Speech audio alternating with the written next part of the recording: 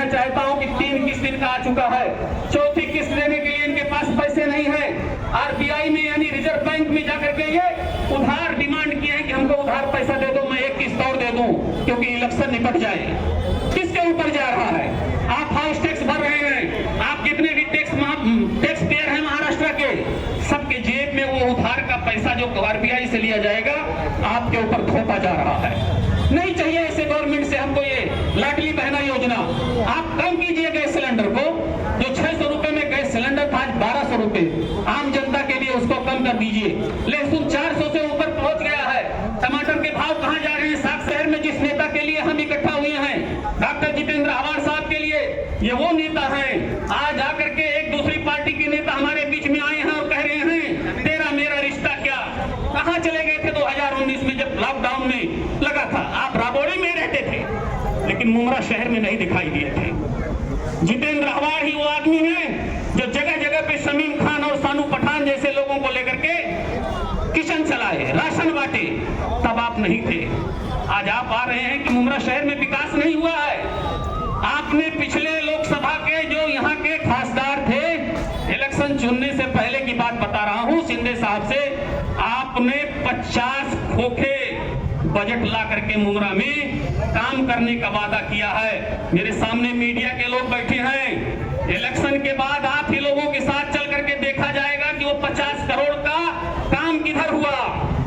अभी आप बोल रहे हैं कि हमको अजित दादा पवार बजट दिए हैं। अजित दादा पवार अपने घर से बजट दिए हैं आपको? ये मुमरा की जनता जो है टैक्स भरती है, हर तरह के जितने भी महानगर पालिका से हो या स्टेट से हो, टैक्स भर करके आपको पैसा दे रहे हैं। अजित दादा पवार ये नहीं कहे हैं कि जाकर के ये पैसा मैं दे रहा हूं, आप ले जाकर के अपने हिसाब से बजट करो। हर स्टेट का एक आमदार जो होता है रिप्रेजेंटेटिव होता है अपने अपने कॉन्स्टिट्यूंसी का। कलवा मुमरा के आमदार डॉक्टर जितेंद्र आवाड़ साहब हैं। स्टेट से जब पैसा आएगा उसकी रिस्पॉन्सिबिलिटी डॉक्टर जितेंद्र आवाड़ साहब को जाएगी कि आपके यहाँ मैंने बजट दिया था स्टेट से, क्या काम किया है? आज आप ला करके हुड़दंग मचा रहे हो, ओपनिंग कर रहे हो। मुमरा के शहर का एक एक नागरिक जानता है कि मुमरा में जो डेवलपमेंट हुआ है वो सिर्फ और सिर्फ डॉक्टर जितेंद्र आवाड़ साहब ने किया है। आज रास्ता देख लीजिए, आप देख लीजिए, बाईपास पे ब्रिज बन गई है। विक्रोली में जो रास्ता जा रहा है भारत गेट से, एमए मोली का रास्ता देख लीजिए। कब्रिस्तान को लेकर के ये बहुत बातें कहते हैं। मैं कहना चाहता हूं कि जिस दिन जो आदमी कब्रिस्तान में जाता है अपने दिल पे हाथ रख करके सोच ले कि कब्रिस्तान में जाने के बाद उसको क्या महसूस होता है कि मुंबई में इस तरह का कब्रिस्तान कहीं नहीं है। वो कब्रिस्तान डॉक्टर जितेंद्र आवाड़ साहब ने दिया। आप ला करके दीजिए ना, कब्रिस्तान पे क्यों बात कर रहे हो? मुमरा में इतनी बड़ी आबादी है, ला करके आप दूसरी कब्रिस्तान दीजिए, आप दूसरे डेवलपमेंट की बात कीजिए, रास्ते बनाइए, सड़क बनाइए, लाइब्रेरी बनाइए। जो काम हो चुका है उसके ऊपर क्यों आप उंगली उठाते हो? बहुत सारे काम बाकी बचे हैं, उस काम को कीजिए ना। आपके अंदर काम करने की क्षमता नहीं है। मैं चैलेंज कह रहा हूं मीडिया वालों के सामने से कि मुमरा शहर में अगर आपका बनाया हुआ 1 किलोमीटर कहीं सड़क हो तो दिखा दो, उसके बाद जितेंद्र आवाड़ साहब के ऊपर उंगली उठाओ। नहीं है इनके पास कोई काम, सिर्फ पैसा है इनके पास तोड़ने और तोड़ने का। हमारे ही नेता, हमारे ही कारपोरेटर जो थे, उनको पैसों की लालच दे करके, उनको पद की लालच दे करके आपने लेकर के यहां से वहां चले गए।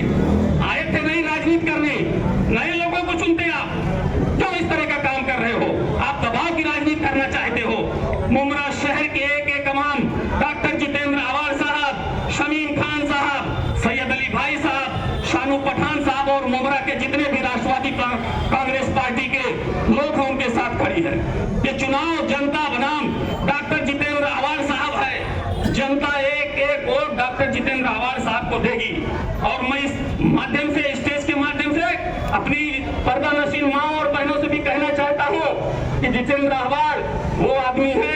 रशीद कंपाउंड में एक मसला हुआ था, पिछले कुछ महीनों को हो गया, उत्तर प्रदेश के गाजियाबाद की पुलिस आई थी, एक बच्चे को 400 लोगों का धर्मांतरण के नाम पे लेकर के उसको उत्तर प्रदेश ले जा रही थी। डॉक्टर जितेंद्र आवाड़ साहब को जब पता चला, यही डॉक्टर जितेंद्र आवाड़ साहब है ट्वीट के जरिए से और पुलिस कमिश्नर को फोन करके उन्होंने कहा कि ये किस तरह का धर्मांतरण है। आप अगर मुमरा शहर के उस बच्चे के नाम से एक धर्मांतरण का केस दिखा दो और अगर वो सही साबित हो गया तो मैं राजनीति छोड़ दूंगा। जब इस तरह का चैलेंज उन्होंने किया, आनंद फानन में गाजियाबाद की पुलिस यहां से बच्चे को छोड़ के भाग गई। दोस्तों, अगर ये नेता नहीं होता, आज रशीद कंपाउंड में कॉम्बिंग ऑपरेशन के नाम पे तो ये मुमरा वालों के लिए तोहफा रहेगा इंशाल्लाह। मैं अपनी बात यही खत्म करता हूं। हमारे बीच हमारे अध्यक्ष शमीम खान साहब भी आ गए हैं। आप लोगों से गुजारिश है कि 20 तारीख को तुतारी बजाता हुआ निशान पे वोट देकर के डॉक्टर जितेंद्र आह्वान साहब को भारी मोहब्बत विजयी बनाए। खुदा हाफिज, जय हिंद, जय महाराष्ट्र। देश पर होगा करम, कर्ज का परसेंट इससे खुद ही हो जाएगा कम। आप अंदाजा कर लें कि इस हुकूमत की कितनी झूठी है, बातिल है, उसके खिलाफ वोट करना है वाकई बहुत ही अच्छी बात है। हमारी फिक्र होनी चाहिए कि वोट हम क्यों कराएं। ये बात मैं चाहूँगा वजाहत करें हमारे मुफ्ती अशरफ साहब, जो डाइस पे बैठे हुए हैं, फ़आल लीडर है, नौजवान है। मौसूफ से दरख्वास्त करता हूँ कि आप बयान।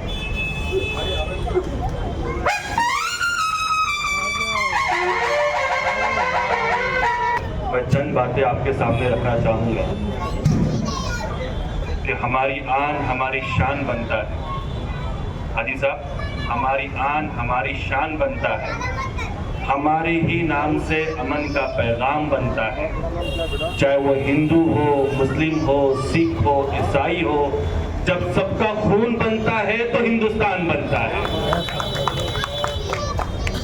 आज हमारा महाराष्ट्र और जिस तकलीफ से हाजी साहब आज हमारी आवाम, हमारी जनता गुजर रही है, सर से पूछिए, सर पूरा डाटा आपके सामने रखते हैं। सर वर्ल्ड रैंकिंग के ऊपर वुमेन सेफ्टी इंडेक्स बनता है।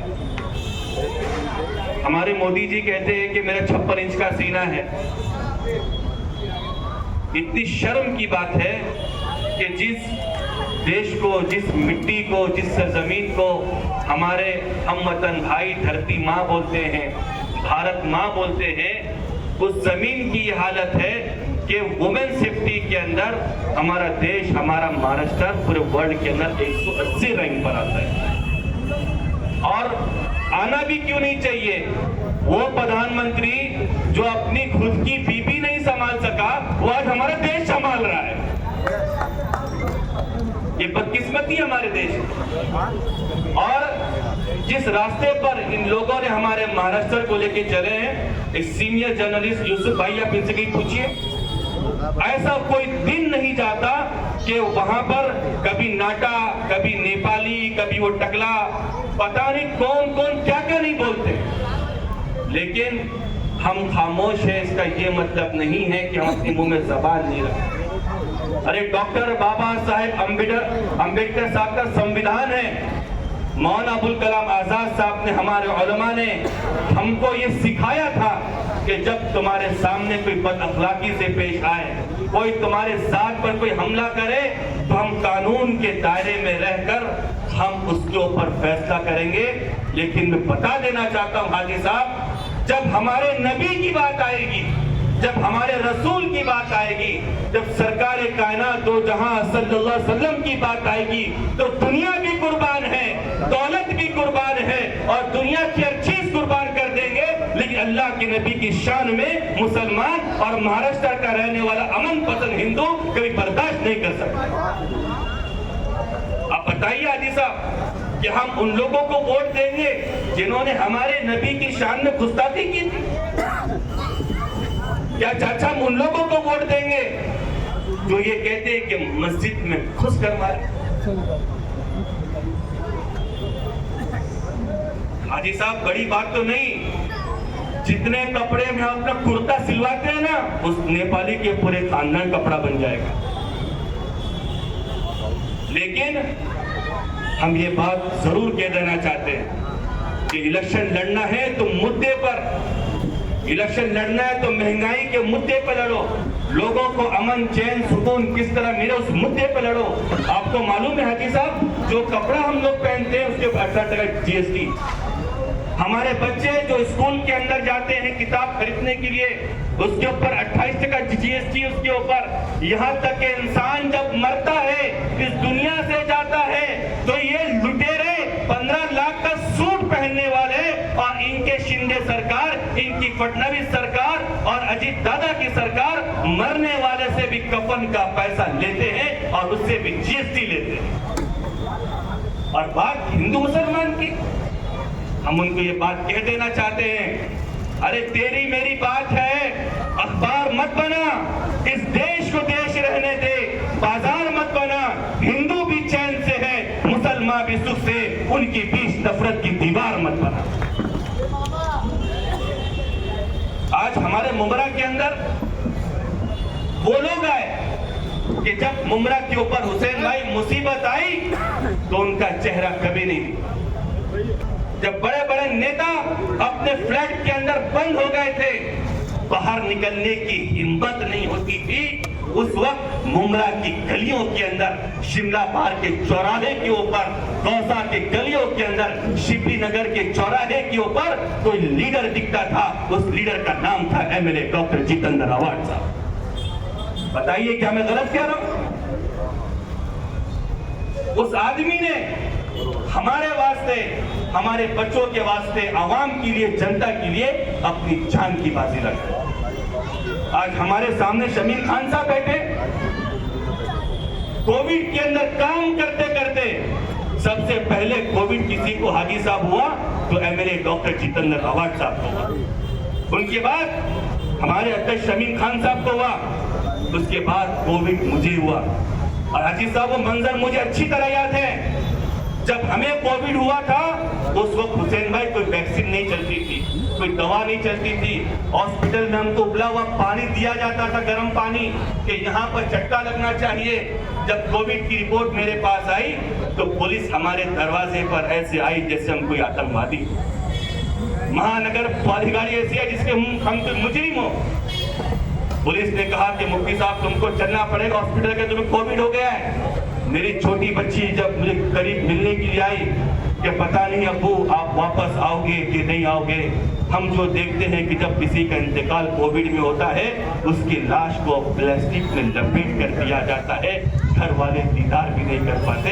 तो हाजी साहब मेरी बेटी मेरे करीब आई तो पुलिस ने कहा कि तुम मिल नहीं सकते। तो मेरी बेटी ने जोर से कहा अब्बू हमें फख्र है कि आप एमएलए डॉक्टर जितेंद्र आवाड साहब, शमीम भाई और पूरी टीम डर के मारे छुप कर घरों में नहीं बैठे। हमें फख्र है कि हमारा बाप और हमारे लोग आवाम के बीच में जाकर लोगों की मदद करते हैं। ये मशहूर जो काफिले अहले जुनू है, ये मशहूर जो काफिले अहले जुनू है, उस काफिले के काफिले सालार भी हम ही हैं। झुक जाने की आदत ये और बात, वरना खिंच जाए तो वक्त की तलवार भी हम ही है।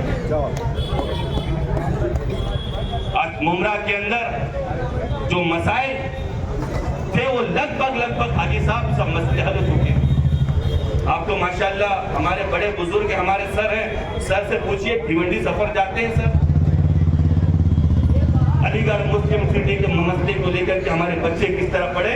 ये मीडिया के लोग बैठे हैं यूसुफ भाई, जब हमारे लोग भिवंडी जाते हैं तो भिवंडी के रोड पर इतना खड्डा कि समझ में नहीं आता कि रोड के ऊपर खड्डा है कि खड्डे के अंदर रोड है। आप बोलोगे अरे मुफ्ती साहब भिवंडी तो बहुत दूर है, 26 किलोमीटर, दीवा चले जाओ। हाजी साहब बिल्कुल सही कह रहे हैं आप, दीवा सामने, दीवा 2 किलोमीटर यहाँ पर है, वहां का सड़क का हाल देख लो। लेकिन सर हमें फख्र होता है कि हम अगर रेती बंदर से अपना सफर शुरू करते हैं, मुमरा स्टेशन पहुंचे, अमृतनगर पहुंचे, शिमला पार पहुंचे, गाजीगर पहुंचे, आपका रास्ता सफर चलता रहेगा। लेकिन अल्लाह गवाह है कि आपको रोड पर एक खड्डा नहीं मिलेगा और आपका सफर खत्म हो जाएगा। इस तरक्की का नाम है एमएलए डॉक्टर जितेंद्र आवाड। इसीलिए आने वाले इलेक्शन के अंदर हाजी साहब ये हमारी जिम्मेदारी होती है कि जिस आदमी ने हमारे कौम का साथ दिया, हमारे जनता का साथ दिया, हम उसका इतना साथ दे कि लोग मिसाल पेश करें कि मुसलमान जब किसी से वफा करता है और मुसलमान जब किसी का साथ देता है तो महाराष्ट्र में वो लीडर सबसे ज्यादा वोट से जीत कर आता है। दोगे ना वोट अवार्ड साहब को इंशाअल्लाह? बोलो कौन अवार्ड देगा इंशाअल्लाह अवार्ड साहब को वोट? मैं अपनी बात यहीं पर खत्म करता हूं, इस उम्मीद के साथ कि आने वाले इलेक्शन के अंदर हम तुतारी के निशान पर वोट देकर बहुजन समाज, आज जो दर्द, जो तकलीफ, जो मॉब लिंचिंग, जो पढ़ाई से दूर कर दिया जा रहा हमको, गोवंडी के अंदर चेंबूर में सर को मालूम है, वो कॉलेज के अंदर जब हमारी बच्चियां जाती है बुर्का पहनकर, तो वहां पर नोटिस लगाया जाता है, you are not allowed to wear the बुर्का इन द कॉलेज प्रीमाइसेस। लेकिन बता देना चाहता हूं, according to the rule, according to the law, every person is permissible to act and to practice according his religion. इस दुनिया के अंदर, इस भारत के अंदर, इस महाराष्ट्र के अंदर, मध्य प्रदेश के अंदर, यूपी के अंदर और तमाम सूबों के अंदर जो आदमी हिंदुस्तानी यहाँ पर रहता है, वो अपने मजहब के मुताबिक, अपने धर्म के मुताबिक वो अमल कर सकता है। कौन होते हैं ये लोग जो हमारी बच्चियों को रोकते कि तुम बुर्का पहन कर नहीं आ सकते? अगर ये सरकार इनकी वापस आ गई तो हुसैन भाई डर है इस चीज का कि ये लोग बुर्के पर पाबंदी और हमारी शरीयत पर पाबंदी लगा देंगे। अब सर से पूछिए आसाम का क्या हाल है? सर एनर्जी लागू हो गया।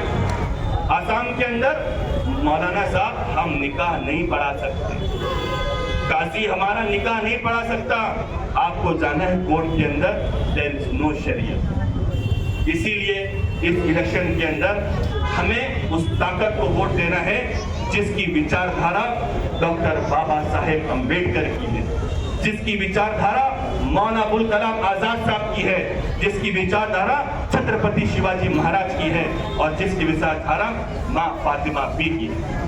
मैं उम्मीद करता हूँ कि आने वाले इलेक्शन के अंदर हम भारी अक्सरियत से हम अवार्ड साहब को वोट देंगे।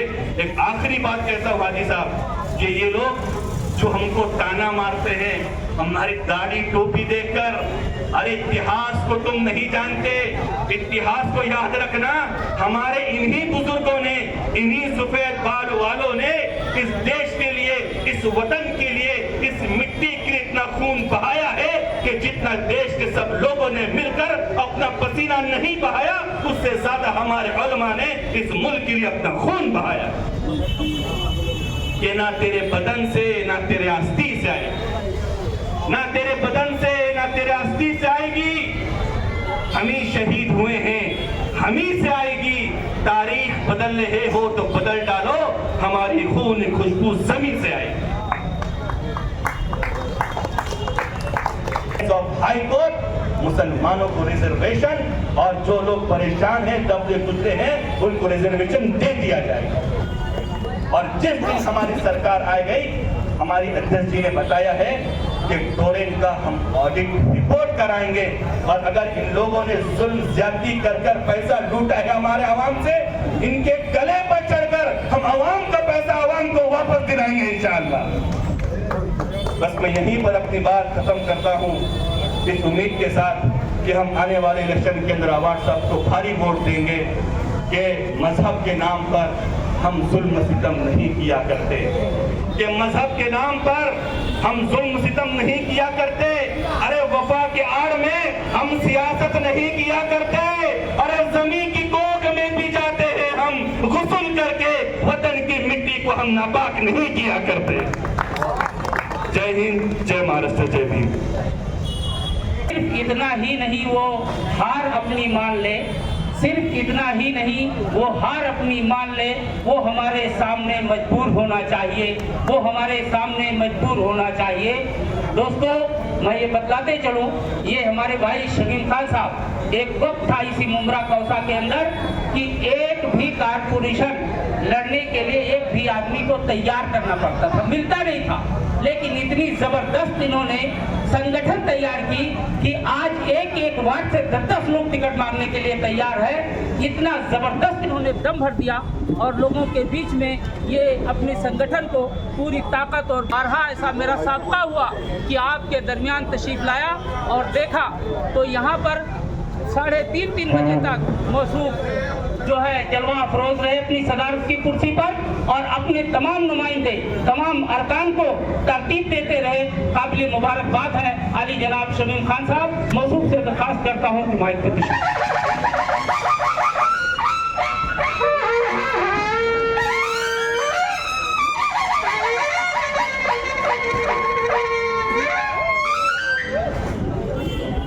मैं सबसे पहले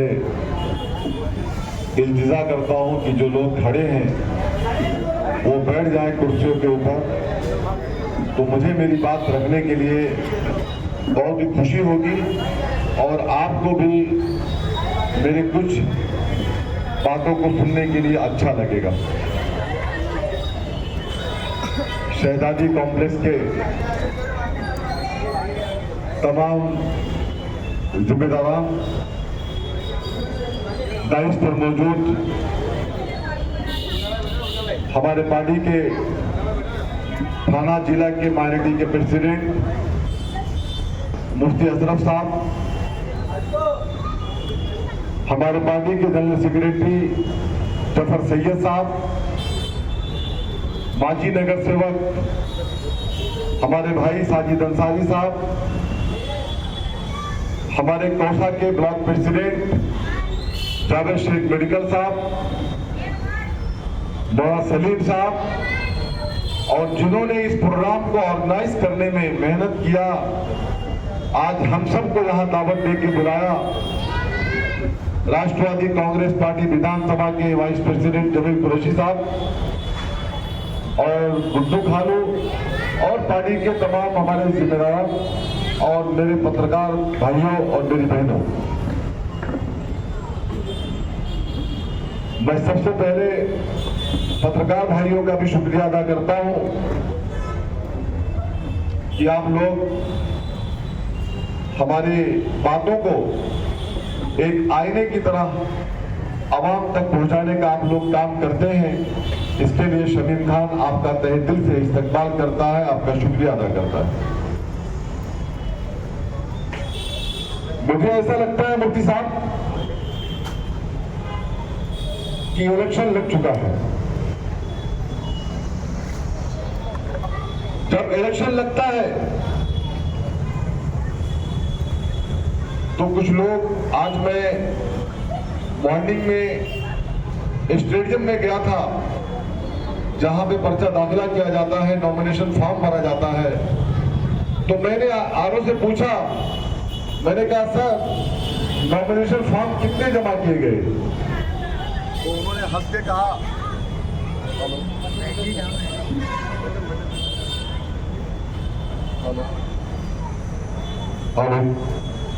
उन्होंने मुस्कुरा के हंस के कहा कि शमीम भाई अब तक 24 कैंडिडेट मुमरा से हो गए, मुमरा कलवा से। तो मैंने उसमें कुछ नाम पढ़ने की कोशिश किया लिस्ट के अंदर, तो मुझे यह समझ में आया कि इलेक्शन आ गया है। हुसैन भाई, इलेक्शन आ गया है, इसका मतलब यह है कि वो डॉक्टर जितेंद्र अवार्ड जो आपका हमारा कैंडिडेट है, वो जब 5 साल का जो वक्फा गुजरता है, उस 5 साल के वक्फा के अंदर हमारे बीच हमारे अपोजिशन लीडर शाहरुख पठान साहब ने तशरीफ लाए हैं। मैं उनका इस्तकबाल करता हूं, उनका हार्दिक स्वागत करता हूं। 5 साल तक वो आदमी काम करता है, चाहे रोड हो, चाहे रास्ते हो, चाहे गटर हो, चाहे नाली हो, चाहे नाला हो, चाहे हमारे हुकूक की लड़ाई लड़ने के लिए अगर कोई आवाज उठाता है तो उसका नाम सुल्तान रिजवी साहब डॉक्टर जितेंद्र अवार्ड है। मैंने उस 24 लिस्ट नाम के अंदर लिस्ट में चेक करने की कोशिश किया साधु भाई, कि जो 24 कैंडिडेट हैं इन्होंने क्या काम किया अभी तक। चाहे कोई नगर सेवक रहा हो, चाहे कोई ऐसे ही इसी पार्टी से कनेक्टेड हो, चाहे कोई एक एनजीओ से हो, तो मैं अपने आप को ये समझने की कोशिश किया वहां सलीम साहब कि इसमें इन्होंने जो लोग हैं 23 लोग, एक को छोड़ करके इन्होंने काम क्या किया। तो बहुत दूर तक मैंने मेरा दिमाग चलाया तो मैंने समझा इन्होंने एक ही काम किया, वो ये काम किया कि किस तरीके से डॉक्टर जितेंद्र अवार्ड को दबाया जाए, किस तरीके से डॉक्टर जितेंद्र अवार्ड का वोट काटा जाए, किस तरीके से डॉक्टर जितेंद्र को अवार्ड को इलेक्शन हराया जाए, इन्होंने ये काम किया। बाकी हमारी आवाम के लिए, हमारी स्वयं के लिए, हमारे कौम के लिए कभी कुछ नहीं किया। तब मैंने कहा कि इलेक्शन आ गया मुफ्ती साहब। आजकल शहर में बातें बहुत चल रही है। स्टेज से कहा जाता है, टोरेंट की बात मैं आपके बीच में करना चाहता हूं, जो पत्रकार भाई लोग सुनना भी चाहते हैं। तो आज मैं इस मंच से उनका जवाब दे देता हूं। जो लोग मुझ पे या डॉक्टर जितेंद्र अवार्ड पे छींटाकशी करने की कोशिश करते हैं, टोरेंट 2019 में आती है। ये बात Shamim Khan on the record कहता है। उस वक्त सरकार बीजेपी की होती है। बीजेपी हुकूमत के अंदर मुंब्रा करवा में टोरेंट आ जाती है। तब डॉक्टर जितेंद्र अवार्ड की सरकार नहीं थी, तब सरकार तुम्हारी थी। तब उस सरकार की, आप जिस सरकार के साथ आप एलायंस करके इलेक्शन लड़ना चाहते हो और लड़ रहे हो, तो उस वक्त वही देवेंद्र फडणवीस साहब, जो आज अजीत दादा पवार साहब के साथ डिप्टी सीएम है, वही महाराष्ट्र के सीएम रहा करते थे। तब कहां गए थे आप?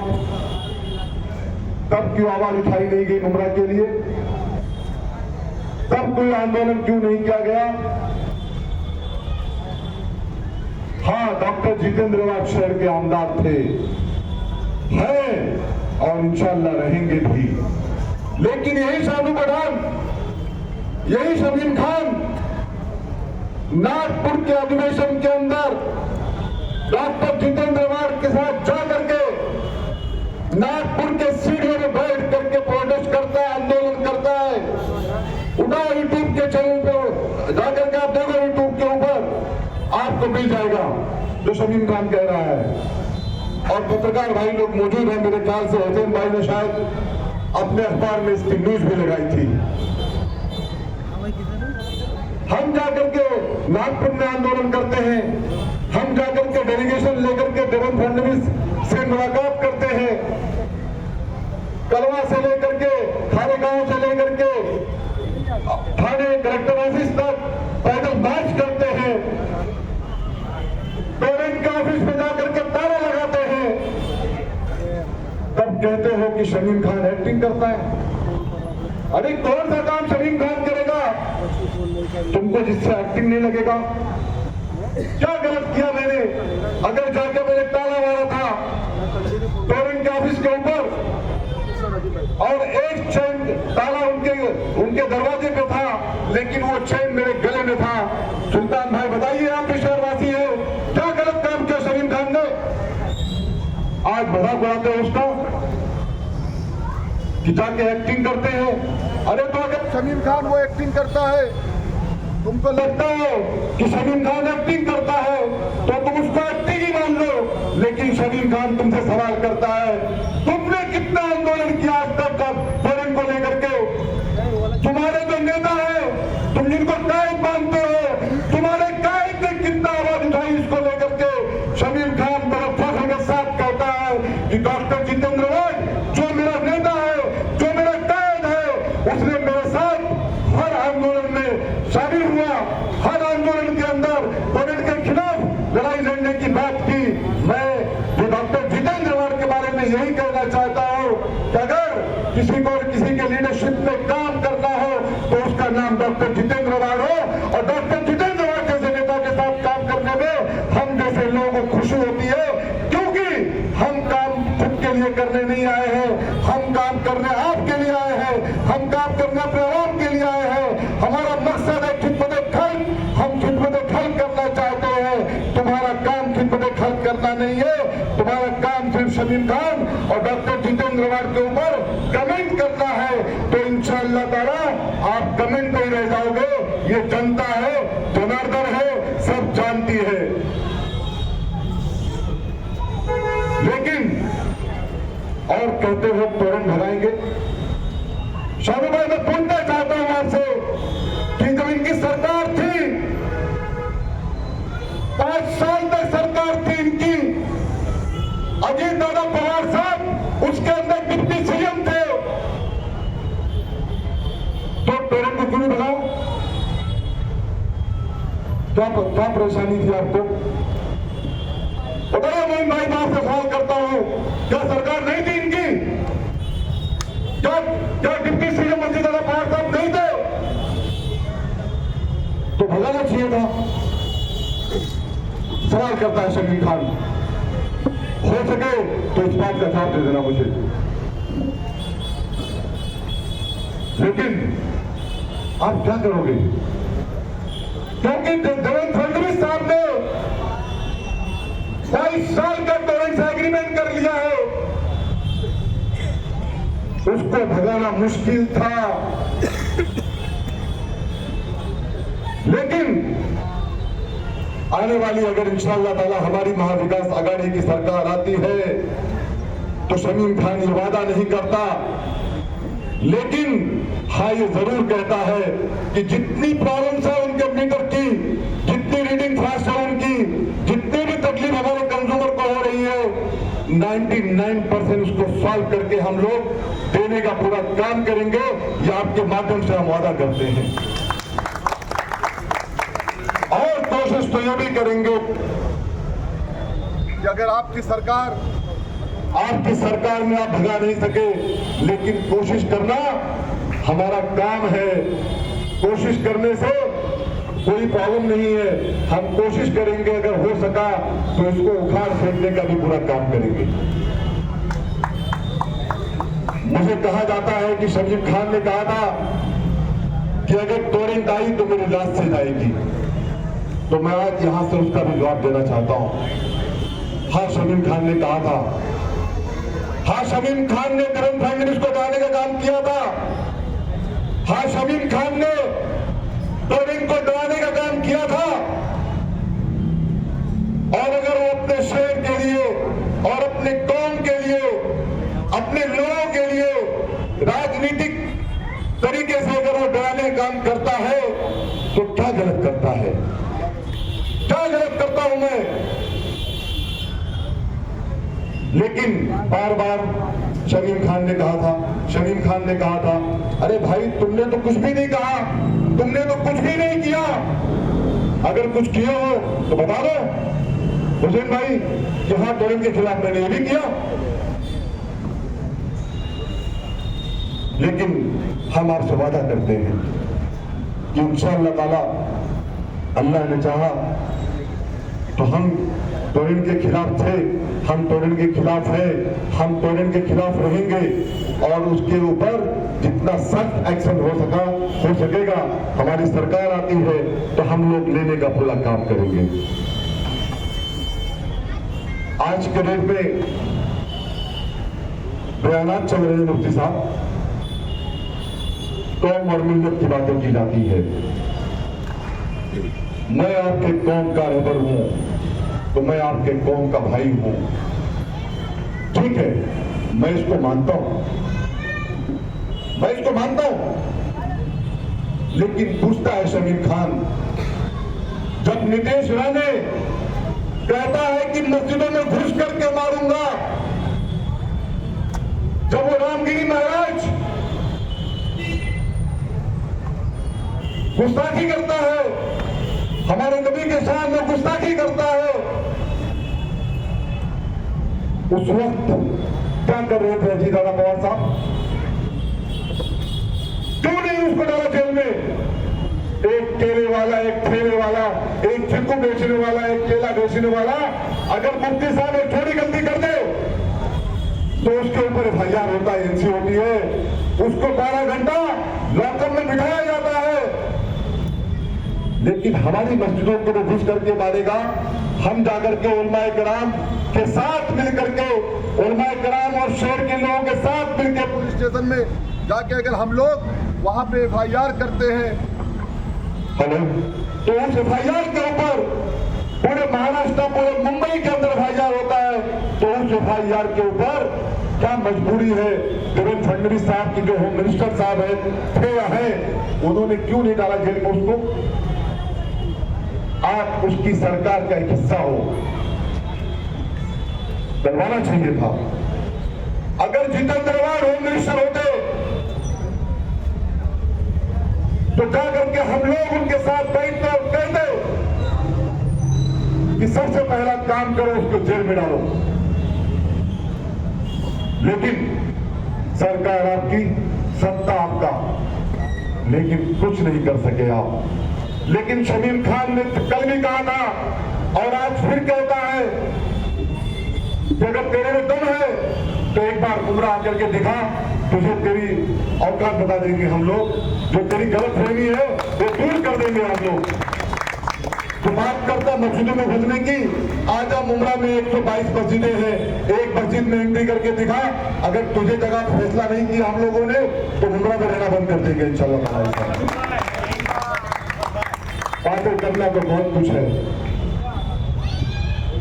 मैं बताने आया हूं मेरी पर्दा नशीन माँ बहनों को जो अपने घरों से अगर मेरी बातों को सुन रही होंगी, मेरे बुजुर्गों जो मेरे सामने बैठे हैं, कि आज हम जिस हालात से गुजर रहे हैं, देश के अंदर नफरत की आंधी चल रही है, हिंदुस्तान के अंदर एनआरसी चाहिए लग रहा है, लागू हो रहा है। उड़ीसा में मुफ्ती साहब आसाम में लग गया। जब हम देखते हैं मीडिया के माध्यम से हमारी बहनों को ऐसे उठा के डब्बे में डाला जाता है, तो उनको यह समझ में नहीं आता कि ये मेरा घर था, अभी हमें पुलिस कहां लेके जा रही है। अगर आपने उस हालात को देखा होगा तो अगर उस वक्त आपको भी कहीं ना कहीं तकलीफ हुई होगी। कल के डेट में अगर महाराष्ट्र में इनकी गवर्नमेंट आती है तो ये महाराष्ट्र में भी लाएंगे एनआरसी और सीए। हमारी वक्फ बोर्ड की जमीनों को ये हड़प कर रहे हैं। हमें होशियार होना पड़ेगा, हमें बेदारी लानी पड़ेगी। आप में से एक लोगों को निकलना पड़ेगा, डोर टू डोर जाकर के बताना पड़ेगा कि जो घड़ी का सिंबल लेकर घूम रहे हो, वो घड़ी डॉक्टर जितेंद्र गौड़ के हाथ से छीन ली गई है। वो घड़ी वो 85 साल, वो घड़ी वो 85 साल के उस बाप से छीन ली गई है जो कैंसर पेशेंट है, जो कैंसर पीड़ित है, जो चल नहीं सकता रास्ते में ठीक से, उस बाप को घर से बाहर निकाल दिया गया, उसकी घड़ी छीन ली गई। और वो घड़ी छीन करके अगर खुद के हाथ में पहन लेते तो शायद हम भी बात नहीं करते उनके बारे में, लेकिन घड़ी पहना दी गई किसके हाथ में?